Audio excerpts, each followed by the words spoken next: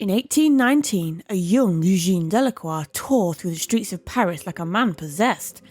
Years later, he'd laugh about how unhinged he must have looked. But in that moment, he had just witnessed something unforgettable. Inside Théodore Géricault's studio, hanging before him, was the Raft of the Medusa. This painting was a storm on canvas, very raw and very alive.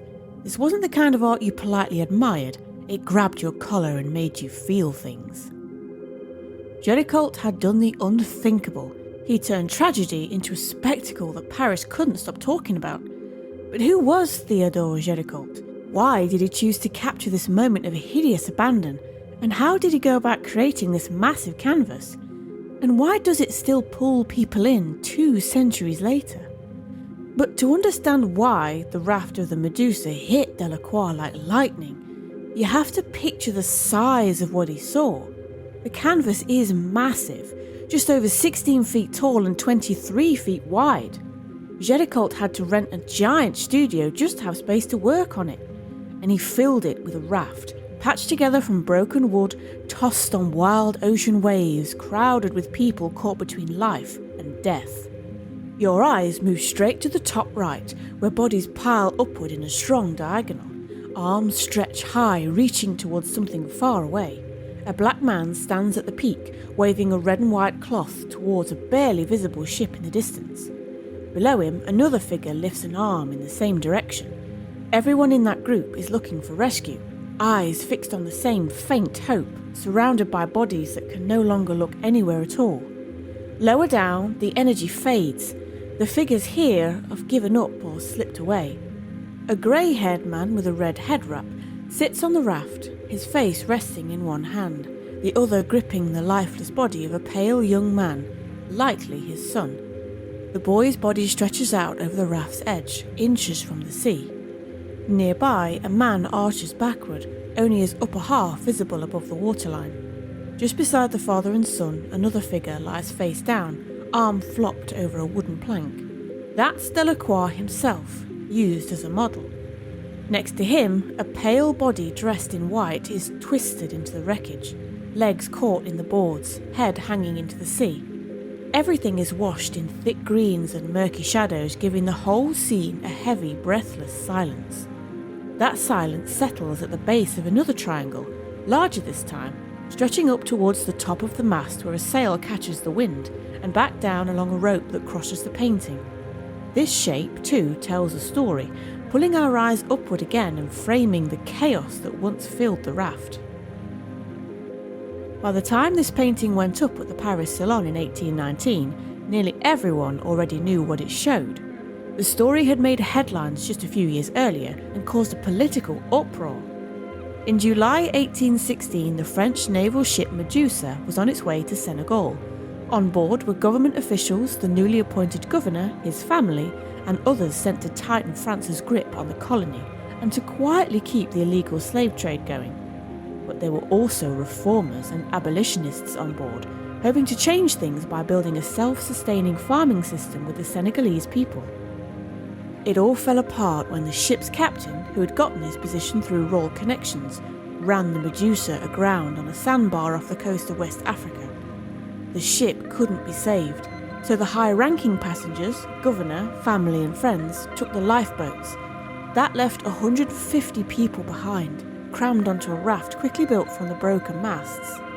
The raft was a mix of soldiers, workers and sailors, both black and white, all jammed together on a platform barely holding together. It was tied to the lifeboats for a short time, but the lifeboats couldn't move fast enough, so the ropes were cut.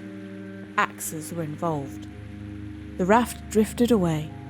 Of the 150 people left floating, only 15 were rescued by the Argus, that tiny ship you can just barely spot in the back of the painting.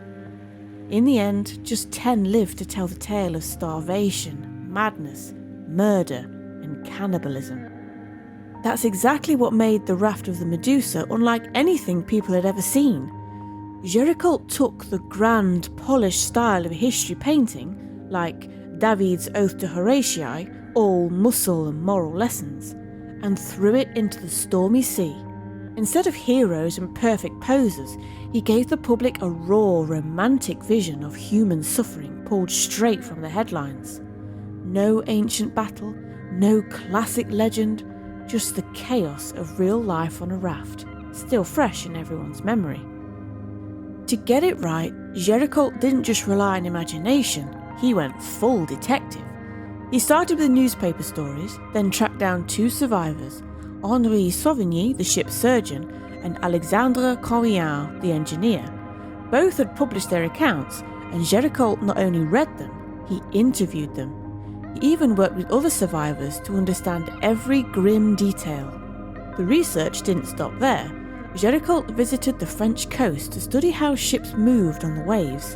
He looked at sketches of the raft structure, and the carpenter who had actually built it gave him a miniature version to work from. Then came the bodies, and we mean actual dead bodies and body parts.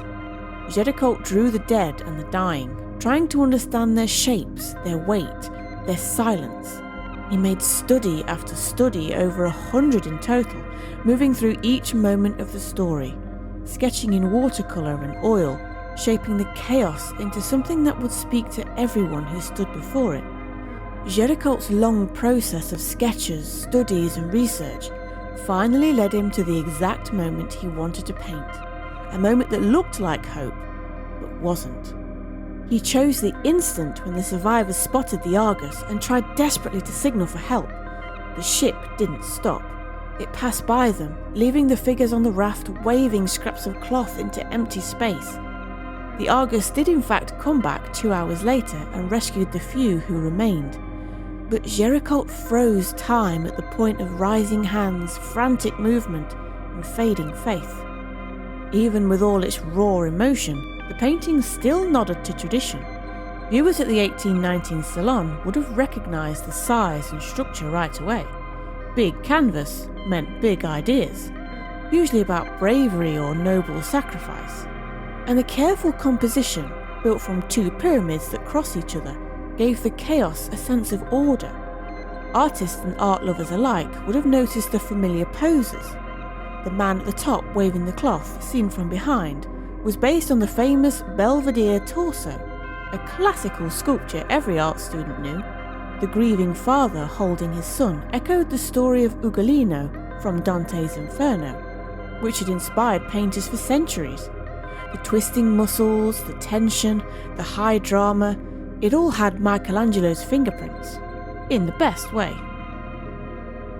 But once you settled into the comfort of all these familiar forms, Gericault pulled the rug out.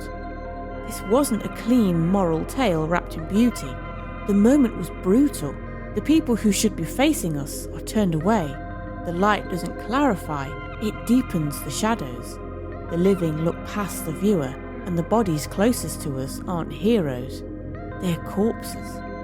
It's all deliberate.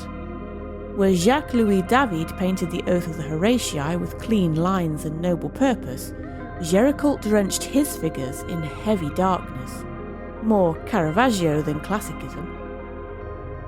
Then there was the man at the very top, posed like marble, but not pale like it. Gericault based him on Joseph, a well-known model of Haitian descent.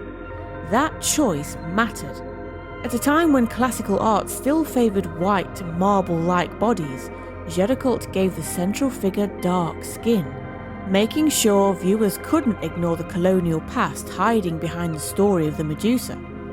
Joseph modelled for several figures on the raft, and his presence quietly reminded the audience that this wasn't just a shipwreck. It was part of a much bigger picture, one that involved empire, race, and the shadow of the slave trade. When the painting finally hit the salon, no one walked away unaffected. The critics couldn't agree. The conservative ones were horrified, calling it disgusting and offensive. The romantic crowd, on the other hand, felt the jolt. They trembled, they admired, and they couldn't look away. And Delacroix, who had sprinted through the streets of Paris after seeing it, felt it too. He knew he'd just witnessed something entirely new. A painting that didn't just fill a wall, but changed what history painting could actually be. What about you? How does the Raft of the Medusa make you feel? Tell us in the comments. And if you enjoyed this short journey into madness, hit that like button and subscribe to our channel. We've got lots more madness where this came from, let me bloody tell you.